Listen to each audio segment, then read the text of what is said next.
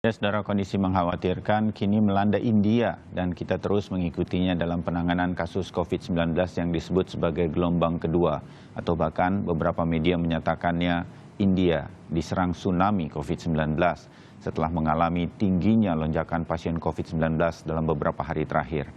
Apa yang kita bisa pelajari dari kondisi penanganan COVID-19 di India? Langkah-langkah apa yang harus dilakukan agar apa yang terjadi di India tidak terjadi di Indonesia dalam mencegah penyebaran COVID-19. Segera kita bahas. Bergabung secara daring untuk Sapa Indonesia Pagi, Kabid Komunikasi Publik untuk Satgas COVID-19, Heri Trianto, ada Ketua Satgas COVID-19 IDI, Ikatan Dokter Indonesia, Profesor Zubairi Jurban, serta mantan Direktur Penyakit Menular WHO Asia Tenggara, Profesor Chandra Yoga Aditama. Selamat pagi semua, salam sehat. Selamat pagi, salam sehat.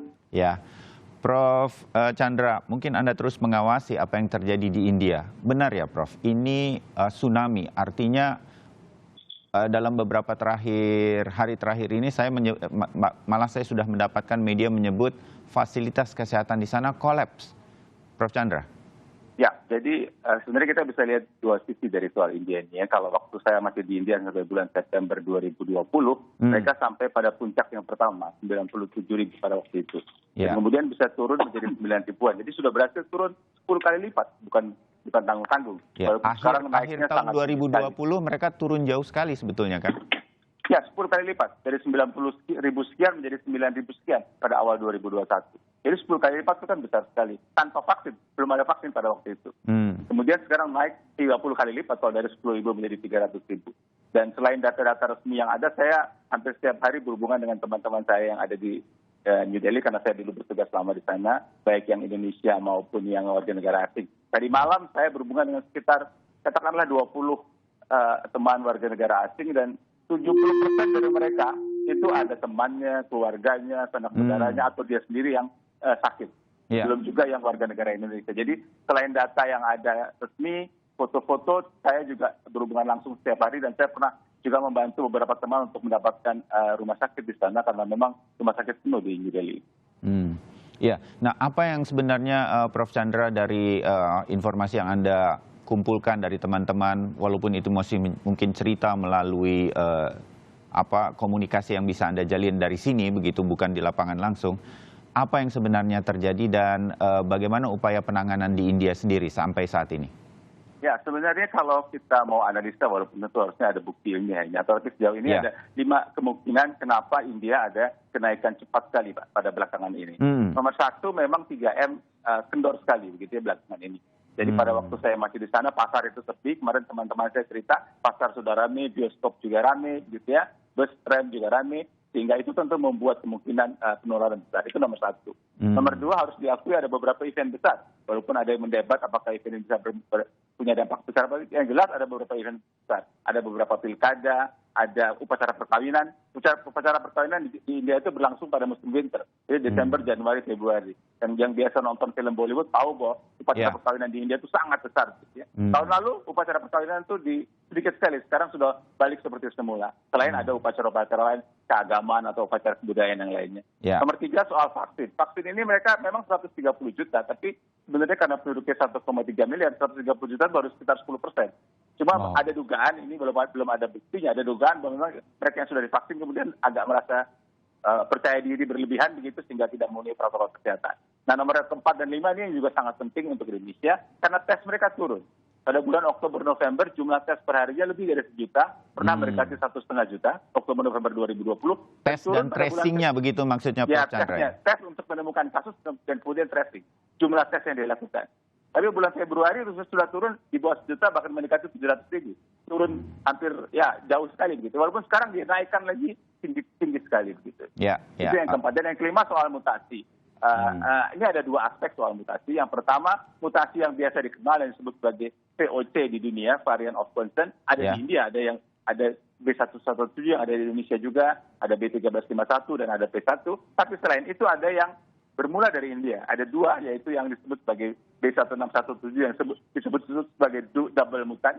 Dan ada satu lagi B1618 yang disebut sebagai triple mutant.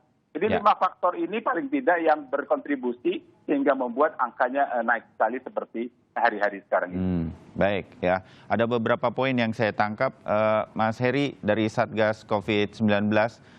Saya menangkap begini, koreksi saya kalau saya salah, dalam artian ini yang saya tangkap dari keluarga saya, dari pertemanan, dan melihat situasi sendiri, kalau kita mungkin terpaksa harus ke mall sebentar karena harus berbelanja misalnya.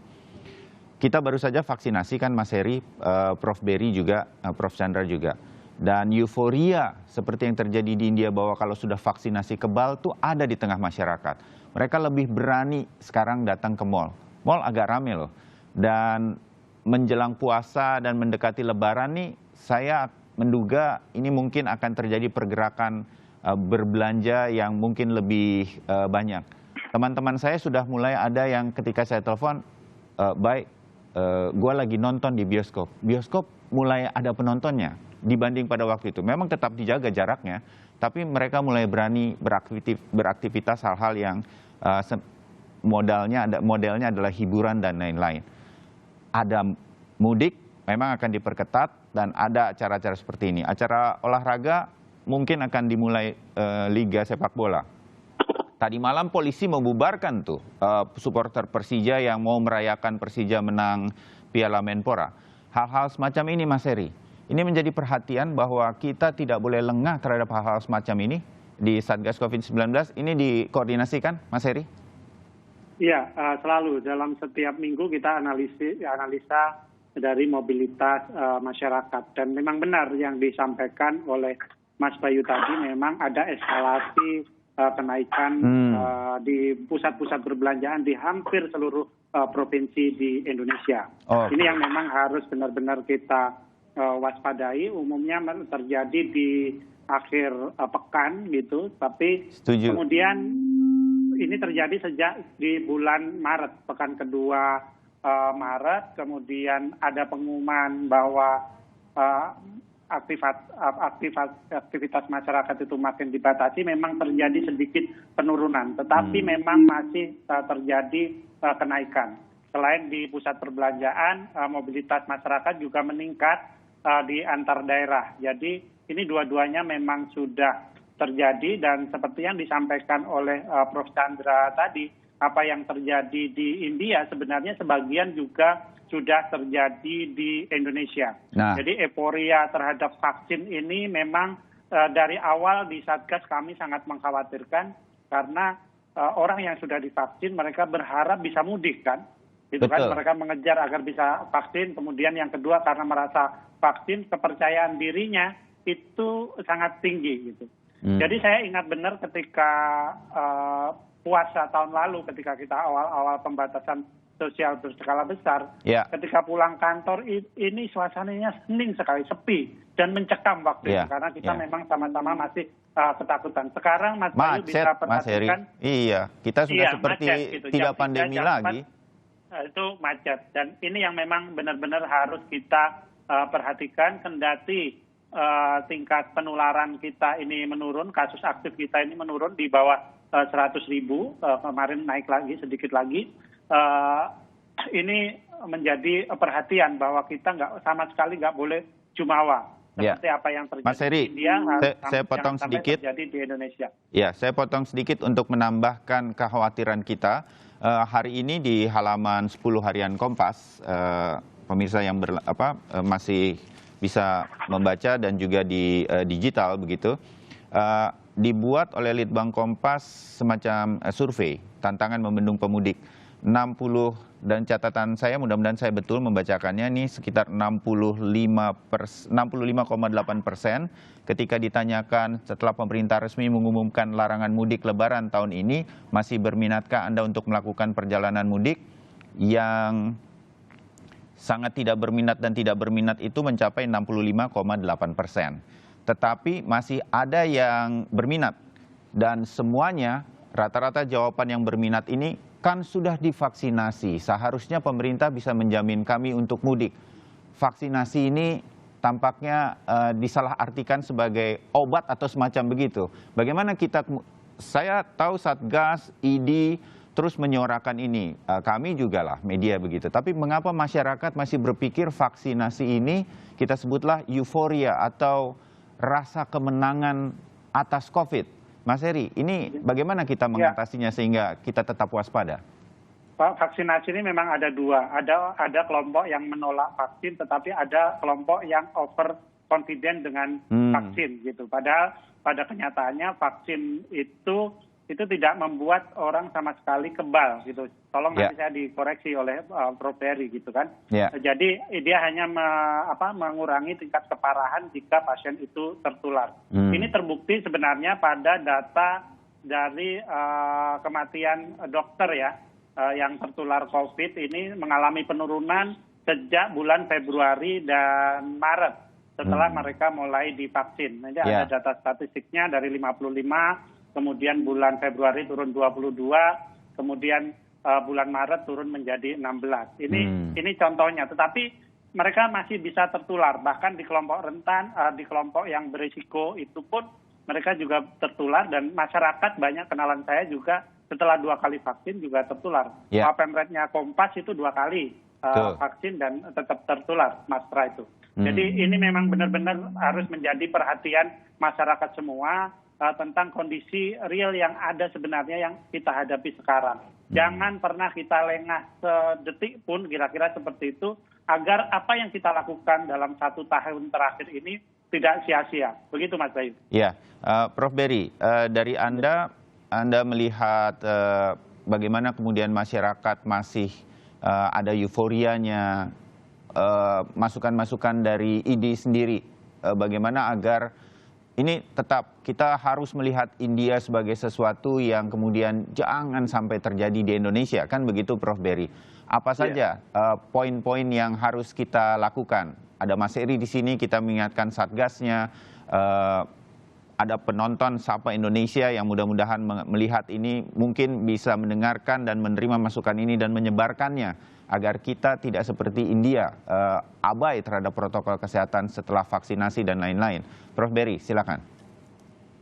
Mungkin biar nggak terlalu panik, kabar baiknya dulu. Boleh. Ya, dari semalam saya coba menghubungi banyak teman di rumah sakit, masih cenderung menurun keterisian dari rumah sakit rujukan. Di Indonesia nih Prof. Berry ya? Jakarta. Kenapa? Di Jakarta dan di Indonesia nih maksudnya? Iya, di Jakarta. Itu kabar baiknya tetap masih makin menurun. Yang kurang baiknya dan juga di Wisma Atlet, ada 2 ternyata Wisma Atlet yang Kemayoran nurun, namun yang di Pademangan itu yang dari tenaga migran Indonesia ada penambahan 700 lebih. Jadi itu sekarang yang kurang baiknya itu pertama, yang dari luar yang positif orang Indonesia banyak. Kemudian sudah masuk orang India yang positif juga mulai banyak ditemukan. Jadi itu kurang baiknya. Yang lainnya adalah mengenai, saya bandingkan dengan India, karena ada euforia vaksin, kita juga lumayan ada, namun tolong diingat, makin banyak juga pasien-pasien yang datang saya, penyakit lain, ada yang lupus, ada yang kanker, ada yang HIV/AIDS, ada yang diabetes, yang minta vaksinasi. Jadi di pihak lain, keinginan untuk vaksinasi masyarakat jelas sekali meningkat. Kemudian pembanding lain dengan India, kalau mengenai varian baru, di sana ada mutasi ganda sehingga timbul varian yang B1617 itu, tapi ternyata itu selain orang India sudah ada di Indonesia, namun di banyak negara juga sudah ditemukan, baik di Amerika, di Kanada maupun di Eropa, varian India ini. Jadi itu yang utama. Yang lainnya adalah mungkin yang beda kepadatan penduduk. Kalau di India memang jauh lebih padat dan ventilasinya mungkin tidak banyak yang tidak baik, ya di kita ya masih lebih lumayan. Kemudian apalagi keagamaan masih sama. Jadi saya sendiri menyaksikan kira-kira 3-4 minggu yang lalu, ada seorang tokoh meninggal yang layak banyak banget. Ternyata sekarang kita menuai ke komplikasinya, yaitu makin banyak yang terinfeksi setelah melayat, setelah takziah, setelah yasinan. Jadi memang masih terus terjadi, itu yang mengkhawatirkan. Namun kalau dari sisi positivity rate, kalau untuk Jakarta lumayan sih membaik walaupun belum mencapai target 5%, namun sudah di bawah 10%. Yeah. Untuk rata-rata Indonesia masih di atas 20%, masih berat, namun juga tidak terlihat kenaikan yang mencolok. Ya, ID tentu juga memperhatikan bukan saja ke rumah sakit begitu, tetapi kegiatan masyarakat di tengah keagamaan tanpa bermaksud bagaimana tahun lalu kita nggak ada sholat taraweh ke masjid kan, Prof. Berry, tapi kali ini kan dibolehkan dengan menjaga protokol kesehatan. Masih terjaga dengan baikkah hal-hal semacam ini, Prof. Berry? Iya, itu saya yang juga khawatir mengenai tarawih.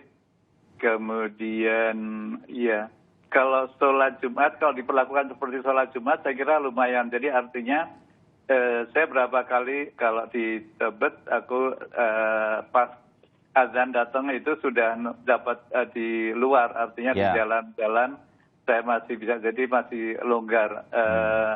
Nah, mungkin kali ini kita perlu mengingatkan pada tokoh agama, tokoh masyarakat bahwa ya tarwih itu memang ibadah yang bagus sekali.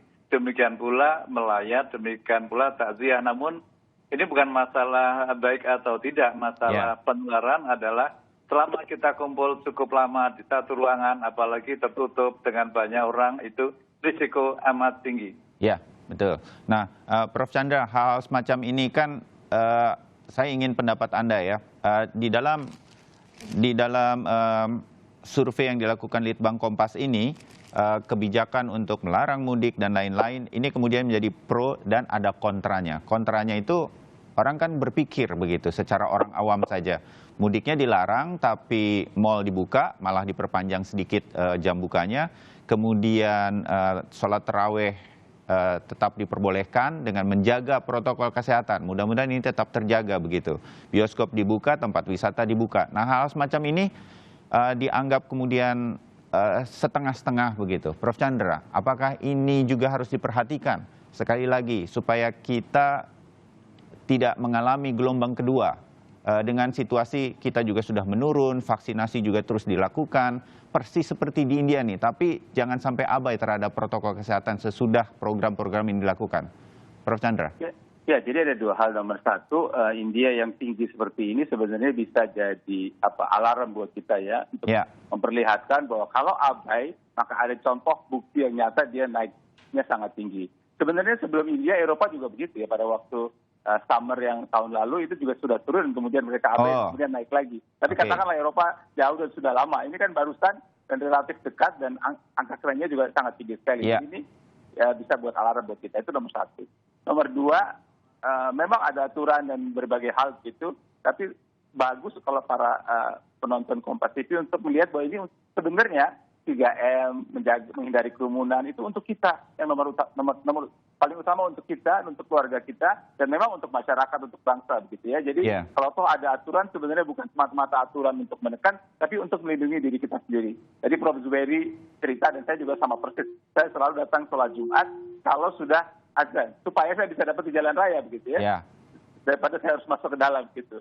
Dan kalau sholat tarawih, terus terang saya sholat tarawih di rumah saat ini, walaupun sudah dibuka dengan jarak, tapi saya sholat tarawih di rumah. Jadi ada yang bisa kita lakukan untuk kita sendiri begitu, dan untuk keluarga kita. Itu saya kira penting, selain juga aturan-aturan yang ada dibuat dengan berbagai katakanlah pro dan kontranya begitu. Oke.